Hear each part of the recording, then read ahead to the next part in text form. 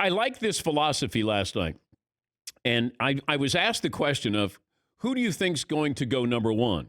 And I said, the fact that I'm not sure tells you there's not a number one pick overall in this draft. We didn't have Zion Williamson. There's no LeBron. You had some players who can play, probably play right away, but I don't know if there's any star quality. I think LaMelo Ball has star capability, but that's because of social media. I mean, he's got close to 6 million followers right now, and he's a point guard who hadn't even played in the United States in a couple of years. But he goes to the Hornets with Michael Jordan. Michael Jordan reportedly was interested in Russell Westbrook if they didn't get LaMelo Ball, and they got him. And that sets up the ultimate showdown. LeVar Ball versus Michael Jordan. There's no excuses now. When dad comes to visit son, when Jordan, the owner, is there, we play one-on-one. I don't know what's at stake. How about if I beat you, you're not allowed back in North Carolina ever again? You can't see a home game with your son? But now it's real. I love the irony of that, that here is his dad calling out Michael Jordan, and his dad averaged 2 points a game in college, and he's going to back Jordan down. As if he's the only guy that ever thought of backing Jordan down. I'm going to back Jordan down, and I'm going to shoot little baby hooks over him. He better not miss that jumper. Okay. I loved it, though. But I like the pick. I like LaMelo Ball. I do. The Knicks maybe didn't screw things up. They got Obi Toppin from my alma mater, Dayton. And by all accounts, great kid from the area, and was emotional about going to the Knicks. At first, I thought he was crying because he was going to the Knicks. and that wasn't the case. Here's Obi Toppin going to the Knicks, and why it's a big deal to him. I'm from New York. That's why it's important. Me repping my city it's amazing. A lot of people pray to be in this position, and I'm not going to take it for granted. I promise you that. Yeah, that's great. By all accounts, he's a very interesting prospect here. A lot of athleticism, can run.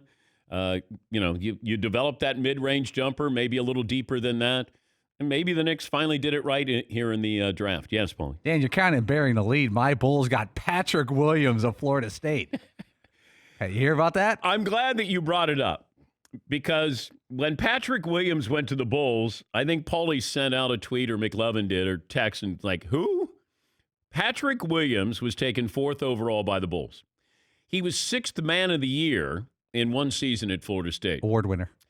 Coming off the bench in every game. He's the first college player taken in the top 5 who never started a game in college. Groundbreaking. Since Dion Waiters of Syracuse back in 2012. That was actually the best question of the night in the interview. Like, how do you think that's going to impact you in the NBA, that you've never started a game before?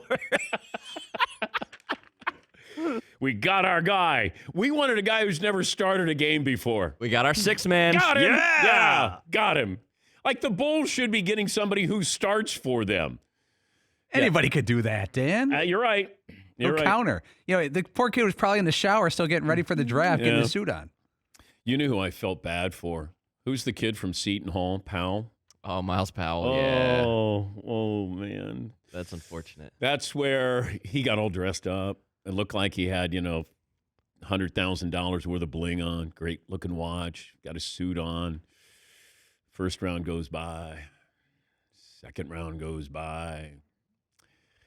He's a good player, but he didn't get drafted.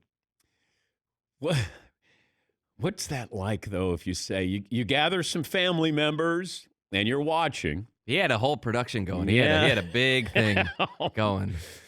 Yeah. It was such an awkward night. It just was. From the broadcast and Zooming, trades, but you can't announce the trade, and then you talk to somebody who they've been traded, but you can't bring up the trade because of the NBA and the NBA Players Association or whatever it is. I mean, they got to fix the draft if they want us to care about the draft in real time. Because I just went to social media after a while. Because I'm going, wait, he's been traded.